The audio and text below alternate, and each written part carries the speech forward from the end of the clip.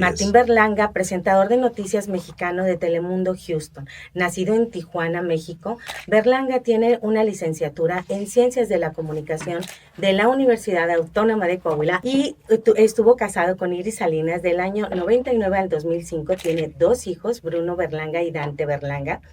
Ha presentado y ha sido corresponsal del noticiero Univisión y en edición nocturna el programa de noticias de horario estelar Aquí y Ahora, el programa matutino Despierta América y el programa político Al Punto. También ha sido presentador de los segmentos informativos del programa matutino Tu Desayuno Alegre de Univisión. Y bueno, durante sus años de periodismo televisivo, Berlanga ha cubierto noticias importantes como elecciones presidenciales de Estados Unidos y de nuestro país, México, los ataques del 9-11 de septiembre, el accidente de un avión de pasajeros y el juicio y ejecución de Timothy McVeigh en Oklahoma. Muchas gracias por la invitación, muy honrado, porque es aquí en mi Escuela de Ciencias de la Comunicación. Estas cabinas eran donde yo practicaba hace muchos años cuando estudié aquí. Muy orgulloso de volver a Saltillo después de tantos años, aunque en realidad nunca he dejado Saltillo, porque he traído a mis hijos para que conozcan mi universidad. Y pues muy contento de la labor realizada durante todos estos años, porque cuando salía de esta escuela, no tenía idea para dónde iba la pelota, ¿no? Como decimos, y ya después de tantos años que hice lo que quería hacer, vi lo que quería ver y fui testigo de las noticias, las describí, las más importantes de los últimos años. Después de 30 años de estar fuera de México, estoy regresando a Saltillo y amo esta ciudad.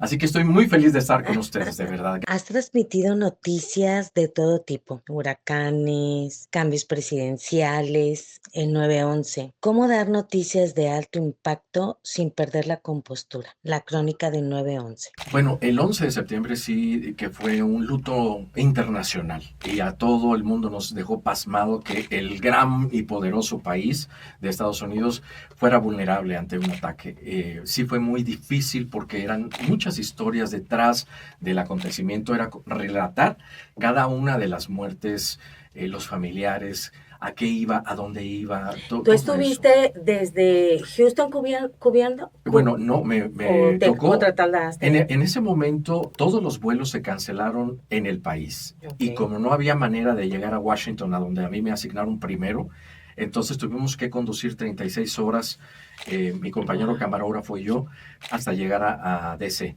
Después de eso estuve ahí 2, 3 semanas y me mandaron a Nueva York. Entonces fueron 2 meses muy intensos de hacer la crónica de uno de los acontecimientos que marcaron al planeta, ¿no? Y que cambió todo, porque cambió la forma en la que viajamos, todo. Entonces, sí fue muy impresionante. He sido muy afortunado de compartir las noticias más fuertes que pasaron en las últimas 3 décadas en los Estados Unidos, porque después de 17 años de trabajar en Univisión, trabajé 12 en Telemundo como presentador y corresponsal también. Pero cuando me preguntan cuál es la noticia que a ti más te ha llegado y que te ha tocado el corazón, yo creo que ha sido una nota de unos inmigrantes que fallecieron en Victoria, Texas, cuando iban en un autobús, en un camión de carga, más de 100 migrantes en la caja, y entre ellos iba un papá con su niño de 4 años, y lo sacaron sin vida a los dos abrazados. Mi hijo tenía 4 años en aquel entonces, nada más de imaginar la desesperación de aquel padre de familia, eso fue impresionante. Muchas veces estamos transmitiendo con un nudo en la garganta, haciendo o tratando de hacer que no se nos note que también estamos conmovidos. Es muy importante transmitir los hechos, no únicamente las emociones. Entonces, si te gana la emoción, hay quienes se dan permiso de hacerlo. Yo no suelo hacerlo. Yo creo que tú debes de mantener la cordura cuando estás hablando de una noticia y estar lo más ajeno posible al acontecimiento. porque si no se te nubla y te engaña y la lagrimita. Sí conmueve, el rating sube, te voy a decir, porque la televisión es una cuestión de emociones, pero como periodista uno debe tener autocontrol. Si uno se altera, ¿qué va a hacer el del auditorio, no? Entonces uno tiene que manejar. Claro, y creo que es una característica tuya, Martín. Yo te he seguido a lo largo de tu trayectoria y tu aplomo y tu diplomacia es algo que te caracteriza, Martín. Pues muchas gracias. He intentado hacerlo. Seguramente a veces habré fallado porque son muchos años de carrera y sí, te digo, hay veces que el nudo en la garganta hace uno que carraspee, pero yo creo que me he mantenido siempre. De hecho, una vez don Francisco, que me entrevistó en su programa, pues ahí el programa era de llorar, ¿no? O sea, al que va, al invitado. De emoción. Pues es el rating, ¿verdad? Pero como yo también soy de tele, entonces yo sabía de qué se trataba. Y dije, no, yo no voy a llorar, yo no voy a llorar. Yo vine y dije, yo no voy a llorar, yo voy a hablar sobre los profesionistas inmigrantes que llegan allá y tienen que ejercer su trabajo en otra cosa que no tiene que ver con su carrera.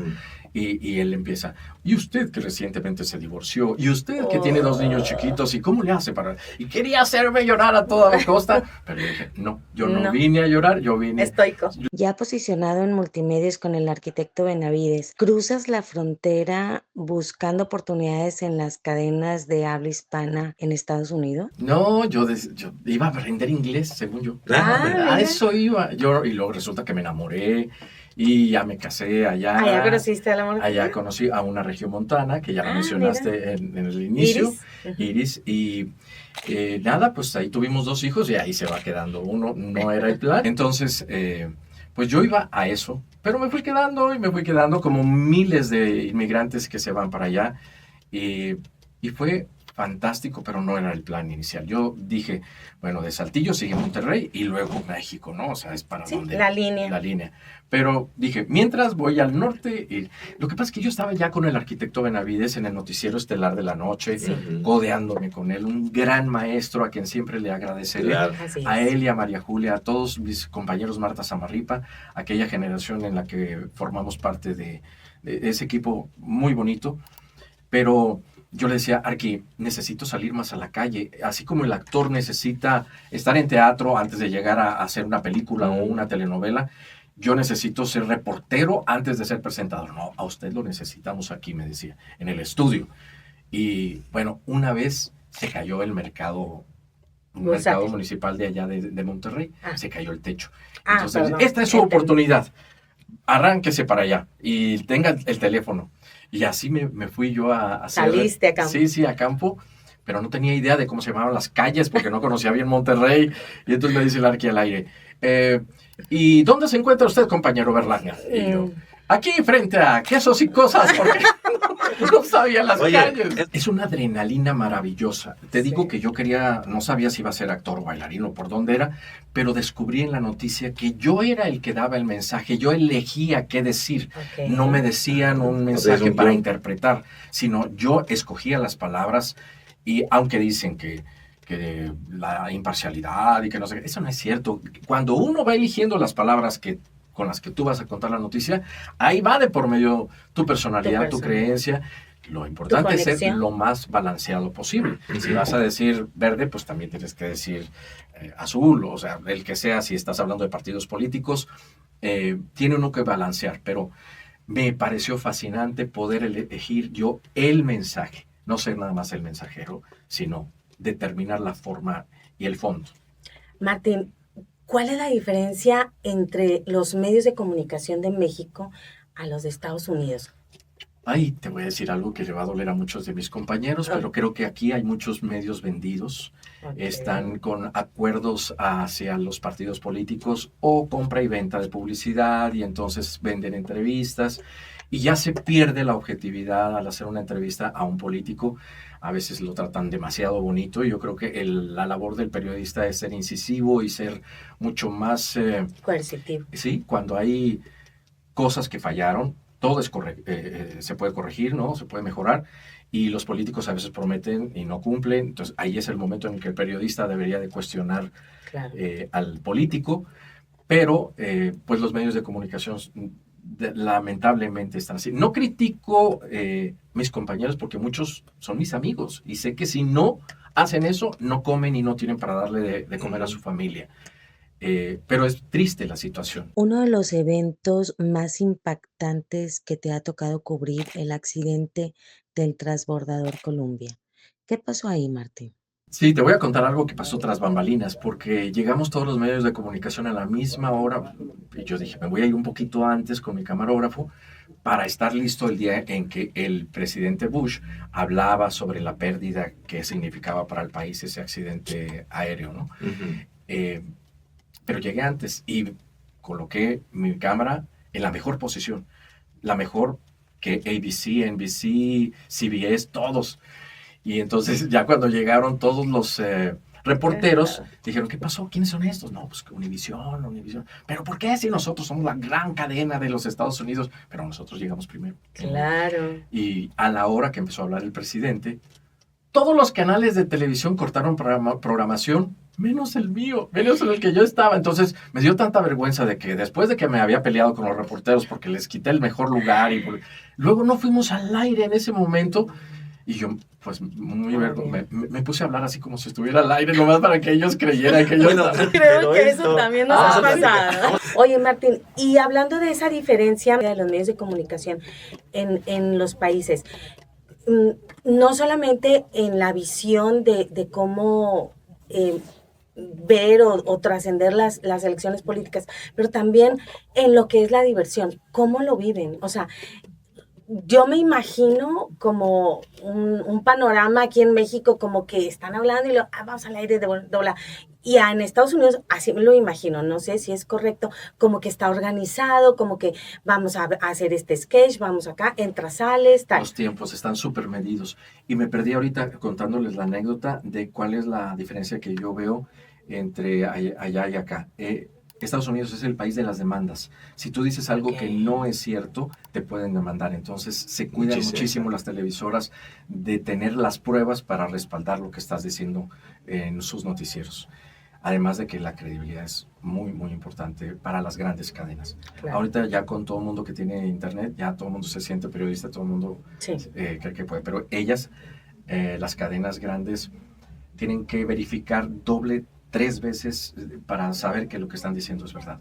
En cuanto al entretenimiento en televisión, sí, todo es marcadito, hasta el chiste, las risas, todo es así como que parece que es natural, pero nada es natural, todo está medido. Entonces, en cierta manera, también es como actuar.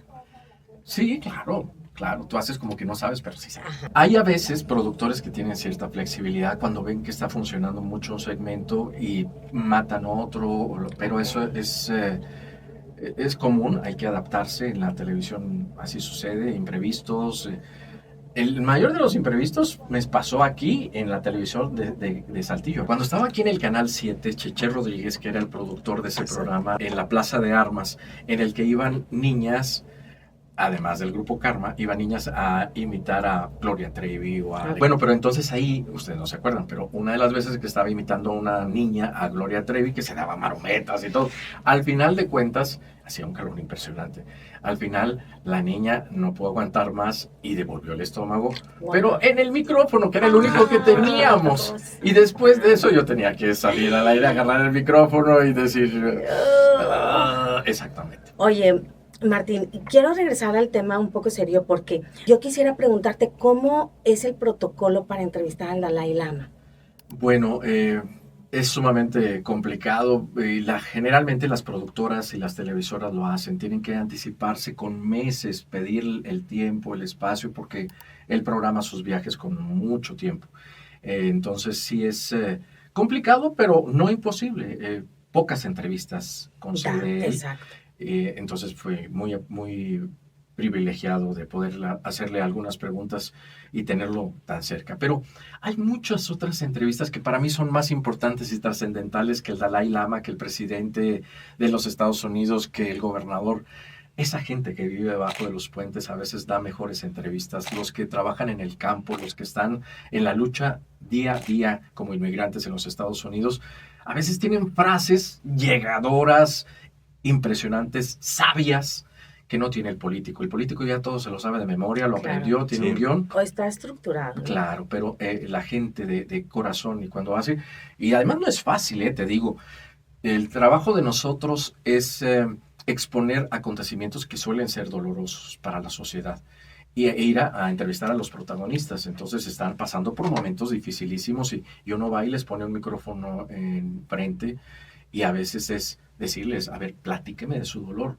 Claro. Y es pues muy complicado porque es exponerlos, tratar de ser lo más empático, lo más sensible, cuidadoso ante las personas que tenemos enfrente, que están viviendo lo que están viviendo. Entonces, pues hay de todo, ¿no? Hay ahora una tendencia a ponerle el micrófono enfrente y no respetar. No sé, yo soy de la vieja guardia, yo creo que todavía vale más el ser humano y aunque no te lo vuelvas a topar en tu vida, le dejarás una impresión. Claro. Y trato de dejar la mejor impresión. Hay la historia de un inmigrante, a propósito del 11 de septiembre, que estaba en Queens y un mes después de que, muchos no recordarán, pues son muy jóvenes, pero un mes después del 11 de septiembre de los ataques terroristas, cayó otro avión que acababa de despegar de Nueva York que iba rumbo a República Dominicana y cayó en pedazos y el motor fue a dar a la casa de una señora migrante que acababa de perder a su esposo migrante en el 11 de septiembre en las Torres Gemelas. Bueno, cayó en el patio de la casa y la señora cuando la fui a entrevistar me decía, ¿por qué no me cayó a mí? Yo ya no quería estar en este mundo. Entonces, son historias que te llegan, yo no sé, hace como que el fuerte, pero llegas a tu casa y te desplomas a veces. Por ejemplo, la historia más grande, 250,000 muertos en el terremoto de Haití. Después de cubrir esa historia y de ver a los niños pidiendo un poco de arroz, un poco de comida para llevarse al estómago, haciendo filas, apretados todos allí en Puerto Príncipe, yo esa noche ya regresé, estaba con mi hijo, los abracé, lloré, y a la mañana siguiente les sirvo el desayuno y me dicen, ay, no quiero, no me gusta. Y yo... No, pues tienes que comer eso porque yo acabo de ver. Y yo, ¿qué culpa tengo de que tú viste lo que viste? Me dice mi hijo de 5 años. Fue una gran lección de sabiduría de parte de un niño porque, pues sí es cierto, ¿qué culpa tienen mis hijos de lo que yo acababa de ver? Y eso es impresionante, cómo ahora las nuevas generaciones, Martín, tienen esa habilidad de poderse defender. Uno, cuando estaba pequeño, pues te lo comes. Te lo comes. Y te lo comes. Yo como tú también, en alguna ocasión le enseñé a mis hijos los videos de los niños de África porque no se querían comer la comida. También que nos cuentes, Martín, vi que andabas en Argentina. ¿Tienes alguna conexión con Argentina? Bueno, acabo de estar 2 meses en Buenos Aires y fue maravilloso. Digo maravilloso porque la ciudad es espléndida, están pasándola mal los argentinos desafortunadamente, sí. Pero los dólares rinden un poquito más, entonces para nosotros era conveniente. Pero estuve allá porque mi hijo estaba recibiendo apoyo en un grupo. Es un chico neurodiverso, entonces hay chicos que están en el umbral del autismo, en el espectro, pero hay unos que son muy funcionales, como es el mío, que es sumamente funcional, tú lo ves, es bilingüe, muy inteligente, muy listo, pero tiene ciertas dificultades para... ¿De comunicación? No de comunicación, no te digo que es bilingüe y habla hasta por los codos el muchacho, afortunadamente. Muy fácil para hacer amistades y es un corazón andante, así le digo yo, porque se llama Dante. Pero la parte frontal, que es la que mide ciertas reacciones rápidas en el cerebro, no están ahí. Entonces está batallando un poquito, estamos tratando de ayudarle lo más posible en ese sentido para ver hasta dónde puede llegar. Y allá le estaban apoyando un grupo de terapeutas, un grupo para empezar, en el lugar donde estaba, se sembraban la comida que se comían y luego la cosechaban y luego la cocinaban y todo eso que es maravilloso para un chico. Los papás de personas que tienen cierta discapacidad, siempre es nuestro temor, ¿qué va a pasar cuando yo ya no esté? ¿Quién lo va a cuidar? ¿Cómo va a ser independiente? Y es lo que estamos tratando de empujar, que sea lo más independiente posible para cuando ya no estemos. Y allá en Buenos Aires tenían un grupo de apoyo, pero ya lo he traído para acá, para Saltillo. Y si ustedes me han preguntado ahorita todo lo que va de esta entrevista sobre mi experiencia laboral, yo les digo que soy más papá que periodista. Eso me define más a mí, me identifica mucho más. Yo creo que yo hubiera podido llegar más en el aspecto de periodismo, pero siempre he decidido, he tenido muy en claro que en donde quiero trascender es en la vida de mis hijos. Y Wow, siempre he estado ahí inspirador. presente.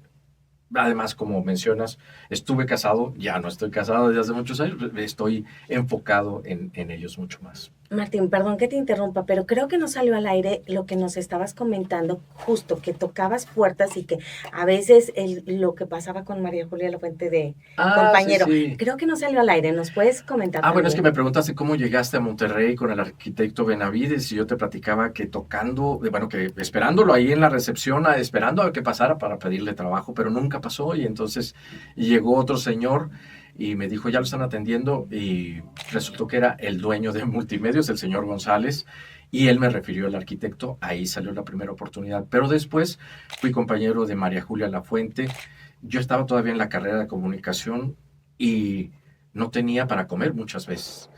Entonces, ella sabía mi situación económica, que a veces me quedaba en un silloncito de ahí del canal de televisión porque no tenía para regresarme en el camión, en el autobús de Monterrey a Saltillo y eh, traía ya su comida y me preguntaba fuera del aire todo esto. Así fue como surgió lo de, ¿ya comió, compañero? Porque me preguntaba si ella había comido, veía mi situación económica y pues ella me convidaba de su comida, de su lonche, que le preparaba a su mamá, y ella es mi hermanita, la quiero mucho para siempre, está instalada en mi corazón, y ustedes la ven muy aguerrida en la televisión, Es y un con un amor. Es carácter, todo bueno, corazón. es puro corazón, y es un personaje ya de Monterrey, como lo fue el arquitecto Benavides, a quien yo consideraré siempre uno de mis maestros, pero todos nos vamos creando un personaje. La imagen que queremos dar no es necesariamente la que perciben los demás. ¿Y por qué queremos dar esa imagen? ¿Hacia dónde nos lleva? ¿Quieres que te reconozcan como el periodista? ¿Quieres ser aceptada como la comunicadora? Pero más allá de nuestro oficio, somos el papá, el hermano, el hijo, Así somos es, todo eso que vale más que ser el así es. profesionista. Si me preguntas qué consejo le diría a los compañeros que también se quieren iniciar en esto, es que ya no tienen que ir como yo a pedir un trabajo, ya se lo pueden generar ellos mismos. Las redes sociales son a veces, tienen más peso que los mismos canales de televisión. Si logras ser un comunicador asertivo y original, puedes conseguirlo. Yo si quieren entrar a los medios de comunicación, yo sugeriría que más que pedir trabajo, digan, mira, tengo este reportaje que creo que es interesante, te llama la atención y los productores se van a volver locos porque van a decir, sí quiero ese reportaje, no te quiero a ti, quiero el reportaje, pero para Ok. tener el reportaje te tengo que tener a ti. Entonces ya un reportaje y luego otro reportaje, te vas haciendo De un hombre, de un hombre y ya de pronto sí te quieren a ti. claro.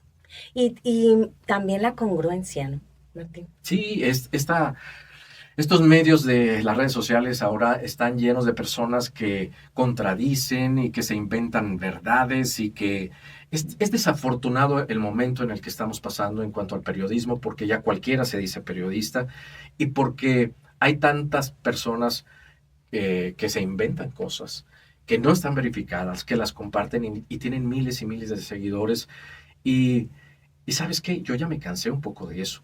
Cada quien quiere tener su propia verdad. Ya no quiero convencer a nadie de cuál es la verdad, porque si esa cree que es su verdad, pues que se quede con ella, que no le voy a vender la mía. Yo sé mi cuento y que él sepa su cuento. Entonces, que le vaya muy bien Claro. y no voy a debatir con nadie si considera que es otra la verdad. Cada quien y el tiempo lo dirá. Martín nos ha recordado la importancia de perseguir nuestros sueños con determinación y de nunca rendirnos frente a los obstáculos. Su trayectoria nos inspira a creer en nosotros mismos y a trabajar arduamente para alcanzar nuestras metas. Me conmovieron con esa despedida, caray. Todos somos lo mismo, no importa el oficio. Nuestro corazón es lo que vale y cómo vamos a usar nuestras emociones para ayudar a otros. Así Gracias por es. este honor, de verdad. No, gracias Un a ti, placer. Martín.